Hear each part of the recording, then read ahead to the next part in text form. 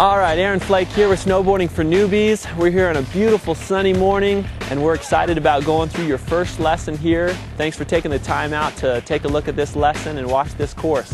The first thing we're going to go through is we're going to talk about how to go through getting your C-turns done. And by this time, to be able to do that, you hopefully have all your equipment ready to go. You've watched the lesson on how to get your equipment set up, and you've either purchased something, borrowed it, stolen it perhaps, maybe not stolen, but hopefully you have some equipment set up so you can go through this, because what we're going to learn is getting your C-turns down, and we're going to do some maneuvers to get you to that point, like J-turns and garlands and things that will help you to be able to do these C-turns. I'm going to go through all of those things. Actually today we have some real life students that are newbie students that are going to be going through this course with you, and so you'll be able to watch them and learn from what they do just as they're going through it so that you can learn from that. So I'm excited. Let's get started.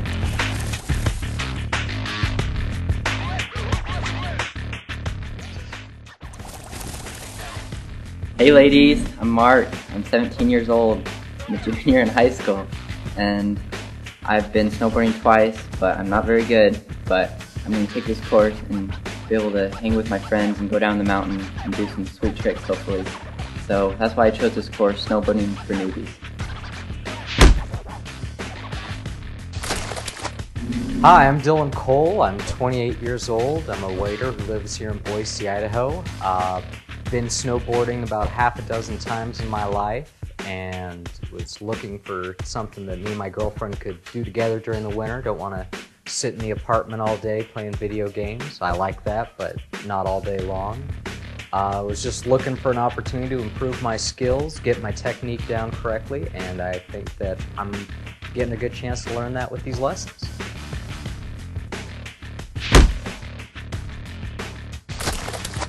Hi, I'm Krista Williams. I'm 21. I work full-time as a litigation manager. In my part-time, I attend college and I take dance classes. I've never snowboarded, and I'm just looking to get into it as kind of a family-friendly sport, something that my boyfriend and I can do together.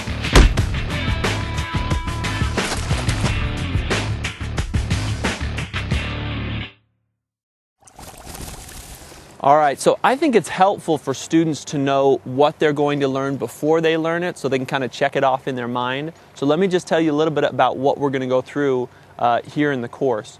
The most important three things that we're going to talk about first are safety, fun, and learning, and it's in that order. So it absolutely is crucial that today everything that we're going to do is safe, and I can promise you that you don't need to get hurt if you'll just follow these simple rules, and I don't think anyone wants to get hurt. And so we need to go through a few things just to let you know about safety. One, under safety, is that you want to follow all the rules of the mountain. The mountain has certain rules like stay in control, don't go across any barriers or things that are ropes, yellow ropes, or anything like that. Follow all the signs, obey the signs, and always stay in control, okay? Also on safety is that you're going to fall in this lesson and during the course of snowboarding, but you don't have to get hurt when you fall. So I'm going to show you in just a moment about the right way to fall so that you don't get hurt, okay? Is that all right? The second thing is fun. A lot of people, if they don't have fun learning how to snowboard, in the first time that they do it, the first lesson, probably never going to come back. I've heard that from different people where their friends just kind of said, go, they pushed them down the hill and said, there's a blue run, a black run, go for it. I don't know if you guys have ever had that experience before, but they say, go ahead and you just try it out, we'll see you at the bottom. They don't have fun, and so they never come back and try to snowboard again, and then they never snowboard. So that I don't want that to happen. I want you guys to have fun on your first lesson, your first experience doing this.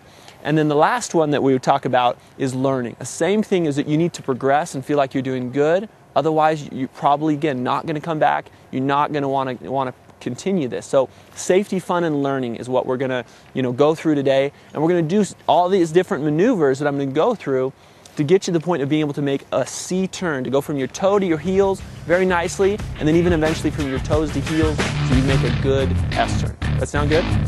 Okay.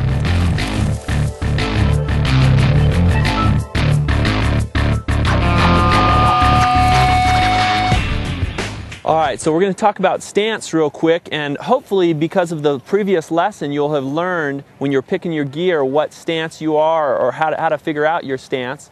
But if you're right foot forward, that means if you're regular, that means you're left foot forward.